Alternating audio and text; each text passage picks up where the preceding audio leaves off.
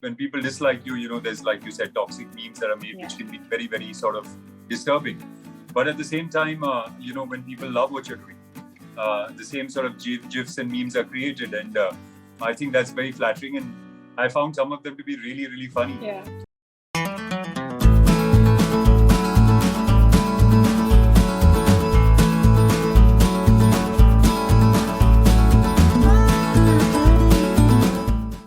Hello everyone, welcome to PeepingMoon.com. I'm Rashida Sahani, and today joining me for a super interesting conversation is Kunal Kapoor, who's currently basking in the success of the Empire. Hi Kunal, how have you been? I'm good. I've been very well, thank you. Been a busy time, but I'm not complaining. Great. Firstly, Kunal, congratulations on all the amazing responses and reviews that have come in for the Empire. Firstly, I would like to ask you, how overwhelming was it? And did you expect it? Because sometimes period dramas, especially here in India, can get a little risky. Amidst all sorts of comments coming from viewers.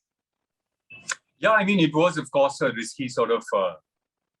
It is a risky proposition because you're mounting a show on such a large scale, and you're obviously hoping that people enjoy that world and get invested in that world, because that world is very different from your own world. And the other thing that was risky for me, I think, as an actor particularly, was the fact that each time someone plays a king or an emperor, there's a certain way that part is written and played. It's played with the authority, and it's played with the a certain, there's always a certain posturing when you play that sort of character. And here the character was written completely differently. This was a character that was vulnerable. This was a character that falls apart often. This was a character that is very un-king-like, even though he's a king. He's filled with self-doubt. He's not sure about himself. And I think that can be very risky, because as an audience, when you're used to seeing a part played in a certain way, you expect every actor to play it in that way, and then when it's played differently, it can be something that's very risky. I'm sure, definitely. Agreed. And what I liked the most about the show was that we was shown the story of everyone equally, like even the women. Earlier what happened when period dramas came in, women were just given either a side role or not much. And Aditya, your co-star, pointed it very well. He said that the men in the show are as much as the women. So even they play a very important part, which we all saw. So how do you feel about this progressive cinema and, we seeing all the characters equally? Yeah, I think, I had read the book on which this is based before I even was offered the show. Okay. And even with the book, what I found most interesting was that, look, whenever you make a period drama, almost anywhere in the world, actually, the women are always shown as somebody that need to be protected. The men are the strong ones, and the women are vulnerable, and, the men need to protect the women. And that's the way it's always been portrayed. And what really struck me about this was that the women are actually much stronger than, somebody like Babar himself. Babar, like I said, is weak and vulnerable, and actually needs the women in his life to put him together. Sometimes it's his grandmother that plays that role. Sometimes it's his mother. Sometimes it's his sister. Sometimes it's his wife. So it's actually, the women that are really strong parts. And what I found really fascinating is that the men are, of course, fighting the wars, but the women behind the scenes are pulling the strings, sometimes through decisions that they make, sometimes through emotional manipulation of the men, so I found that to be very, very interesting. And hopefully, we go beyond that thing of, women have to be protected in the past, and the men are the ones that are doing the protecting. I think this will hopefully, change that and give people a whole new insight. Definitely. Completely. And, along with good responses, what also came in were a lot of memes that some of you also shared it on your Instagram post. So, you tell me, how do you see the meme culture? As sometimes memes can get a little toxic when someone is getting targeted. But, in situations like this, where people are just making a lot of funny memes about a show they like, how do you feel about that? Well, I think it's very flattering. I think, memes and GIFs are, like you said, made only in two instances. One is when people love you, and one is when people hate you. So when people don't when people dislike you, you know, there's, like you said, toxic memes that are made, which can be very, very sort of disturbing. But at the same time, you know, when people love what you're doing, the same sort of gifs and memes are created, and I think that's very flattering. And I found some of them to be really, really funny. Yeah. I thought they were really funny, and I really enjoyed them, which is why I shared them. Yeah, I think the best one was, "Mom, the food is not very hot," and the food and a photo of yours. Yeah, I know. So, you know, also, there have been a lot of talks about a second season, and even Aditya said that it would be very unfair if we don't give that to the audiences who have showed so much love to the first one. So, what do you think? And is there any talk started amongst the makers and the actors? You know, actually, that is something that the filmmakers will have to decide. But like I said, this is based on a series of books. Yeah. And the whole series is fantastic. I think with every progressive book, it only gets better. In fact, Humayun, which is Aditya's character, has the most fascinating story. He was somebody that was he was somebody that turned into an opium addict, used to paint the city completely different colors every day. You know, very, very sort of different, interesting character.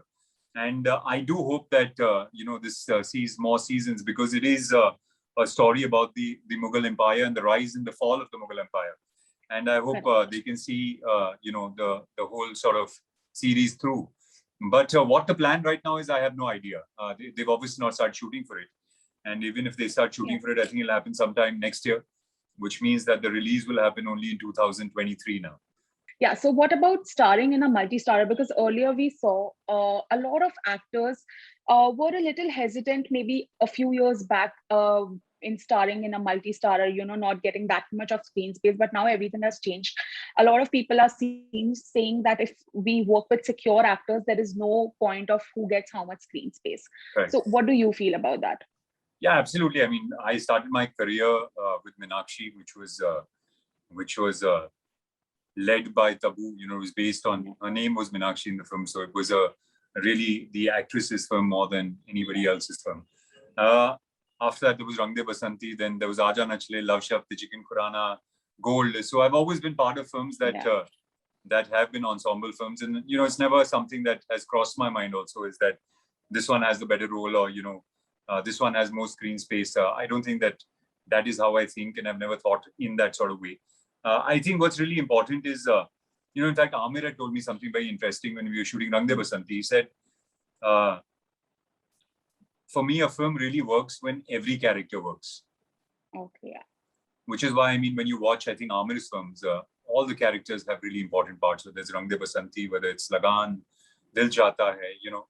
And he said, even if one character doesn't work, the show doesn't work, or the film doesn't work. So, you know, I think it's very important as an actor to be part of stuff where you're actually excited that everybody's roles are working. I mean, even in our show, whether it's Drashti, whether it's Dino, whether it's Rahul Dev, whether it's obviously Shabana ma'am, Seher, you know, everyone's role has made an impact. And I think that's really important, which is why people like the show.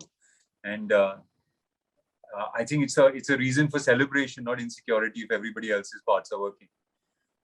Definitely agreed. And you know, when the show's promos and teasers and trailers were released and people knew who's playing who, there was a debate that how can Seher be playing Aditya's mother. Of course, after watching the show, people have only been praising her role and Aditya's roles, that it has fit in very correctly. It's not looking odd at all. There were also comparisons with Game of Thrones. So, you know, do you think it's a little unfair for people to pass strong judgments before even watching the show? I mean, you know, honestly, I don't pay attention to judgment so much, because, you know, we live in a world of social media. Everybody is a critic and everybody is a judge, and everybody obviously has access to social media to put out their opinions. And that's fair.